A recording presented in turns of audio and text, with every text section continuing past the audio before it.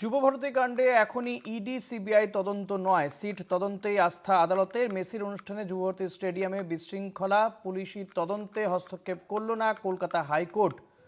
তদন্ত প্রাথমিক পর্যায়ে রয়েছে, তাই এখনই হস্তক্ষেপ নয়।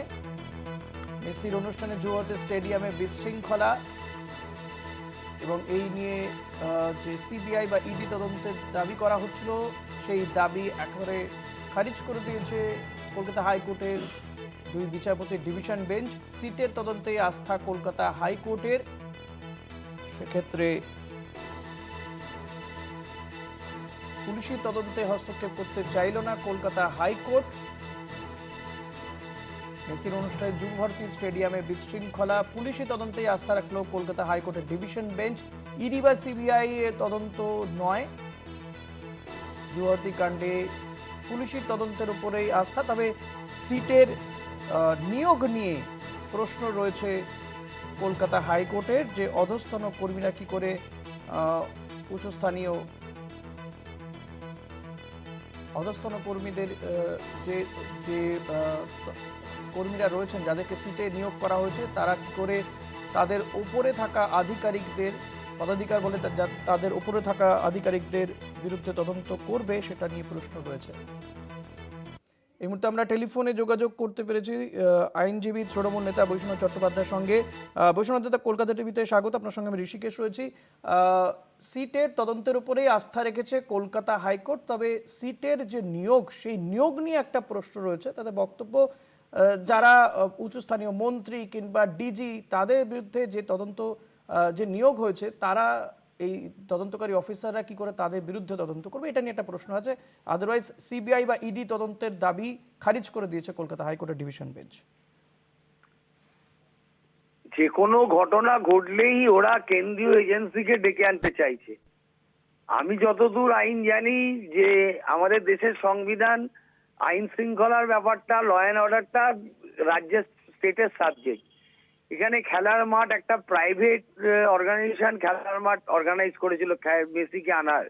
সেখানে দাঁড়িয়ে এখানে একটা ওখানে গন্ডগোল হয়েছিল। সেই গন্ডগোলকে কেন্দ্র করে পুলিশ অলরেডি মামলা স্টার্ট করেছে। একটা আমাদের বিচারপতি, তার একটা কমিশন চলছে।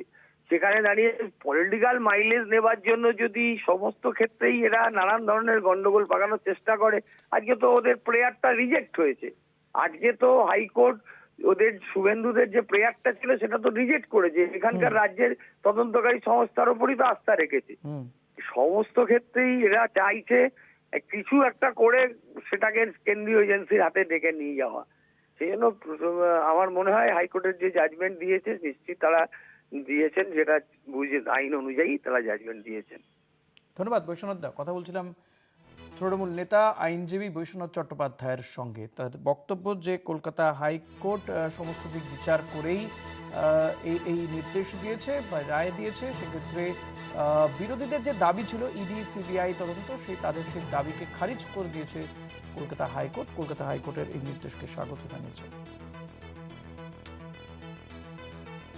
যুবভারতী কাণ্ডে এখনই ইডি সিবিআই তদন্ত নয়, তদন্ত একেবারে প্রাথমিক পর্যায়ে রয়েছে। সেই কারণেই পুলিশি তদন্তের উপরেই আস্থা রাখলো কলকাতা হাইকোর্ট। তবে সিটের নিয়োগ নিয়ে একটা প্রশ্ন রেখেছে এক্ষেত্রে আদালত। মেসির অনুষ্ঠানে যুবভারতী স্টেডিয়ামে যে বিশৃঙ্খলা, সেই বিশৃঙ্খলার ঘটনায় এখনই কেন্দ্রীয় তদন্তকারী সংস্থাকে দিয়ে তদন্ত নয়, এমনটাই জানিয়ে দিল কলকাতা হাইকোর্টের ডিভিশন বেঞ্চ। সিটের তদন্তে আস্থা কলকাতা হাইকোর্টের, পুলিশি তদন্তে হস্তক্ষেপ করল না কলকাতা হাইকোর্ট।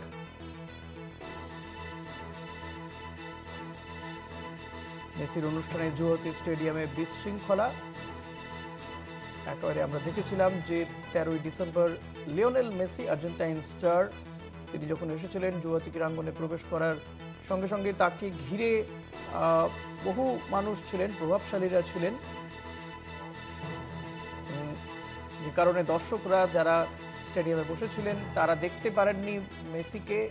সেই ক্ষোভে তারা ভাঙচুর চালান স্টেডিয়ামে, এমনকি গোল পোস্টে ঝুলতে থাকেন কেউ, বা গোল পোস্টের যে নেট সেটা ছিঁড়ে ফেলেন, ভাঙচুর চালানো হয় মিউজিক সিস্টেমে। সেই ঘটনার তদন্ত কমিটি গঠন করা হয়। তারপরে তদন্ত কমিটির নির্দেশে সিট গঠন করা হয়। সিটের তদন্তে কিন্তু আস্থা রেখেছে কলকাতা হাইকোর্ট, কারণ বিরোধীদের দাবি ছিল, বিরোধী দলনেতা শুভেন্দু অধিকারীর বক্তব্য ছিল যে সিটের তদন্তে তাদের আস্থা নেই, এই ঘটনার কেন্দ্রীয় তদন্তকারী সংস্থাকে দিয়ে তদন্ত করতে হবে, ইডি সিবিআইকে দিয়ে তদন্ত করতে হবে, কিন্তু তাদের সেই দাবিকে খারিজ করে দিয়েছে কলকাতা হাইকোর্টের ডিভিশন বেঞ্চ।